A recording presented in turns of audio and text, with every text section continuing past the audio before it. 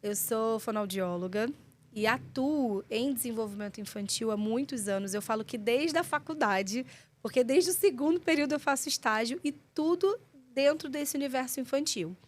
E esse olhar atencioso para aquilo que vem de diferente começou exatamente na faculdade, quando eu comecei a fazer. Eu era mediadora de uma criança.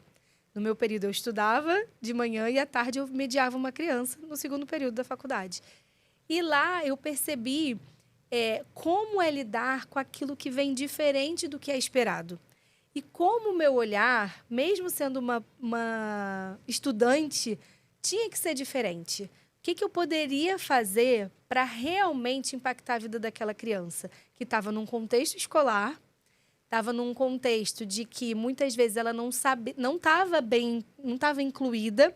E eu não queria ser só alguém ali para ficar sendo guarda-costa dela, sabe? Eu queria realmente que o momento que eu tivesse com ela fosse um momento para potencializar o aprendizado dela, a habilidade dela, incluir ela nas atividades, no recreio. Então, a minha busca começou há muito tempo. E, então, assim, eu falo que a minha trajetória no neurodesenvolvimento, na parte toda de reabilitação neurológica, começou muito cedo.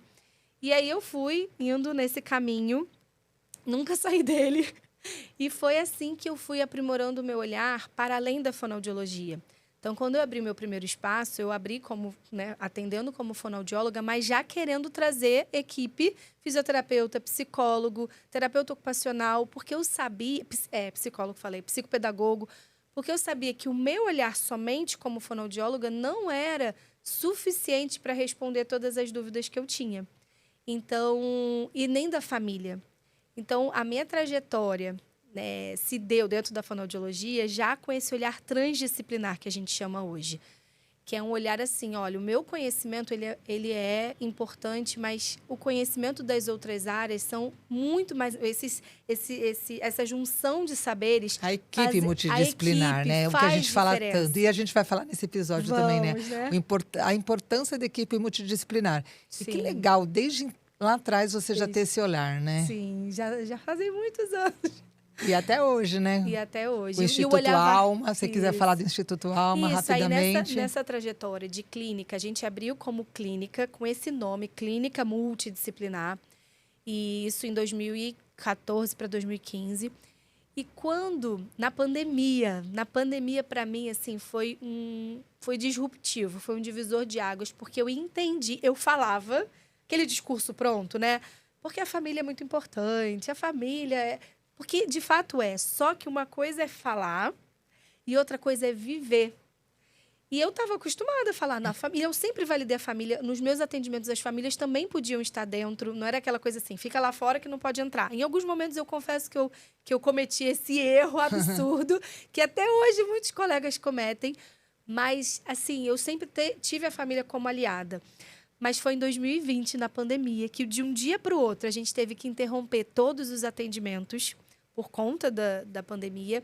E o que eu faria com essas crianças? Como é que eu faria o meu sustento? E o que essas crianças ficariam sem escola e sem atendimento e a família sem suporte? Então, foi realmente em 2020 que eu comecei a afundar os meus conhecimentos, aprofundar mesmo no que a gente chama hoje de modelo centrado na família. Então, o modelo centrado na família, ele vê a família como protagonista, a criança e a família. E o profissional da saúde, da educação, ele é um facilitador, ele é uma ferramenta no processo, ele não é o protagonista. Só que nessa visão que a gente chama de biomédica, o dono do saber é o profissional, que ele vai falar e vai mandar a família fazer. Então, assim, você tem que fazer isso, não pode fazer isso, assim, de longe, né? Isso, faz isso. Esse é o modelo que eu aprendi na faculdade. Só que em 2020, quando eu já não seguia muito isso, só que tem esses resquícios daquilo que a gente aprendeu. Só que em 2020, quando eu precisei efetivamente da família, eu entendi assim, gente, eu só sou um instrumento, eu sou um facilitador. A família é a base e eles são protagonistas e não eu.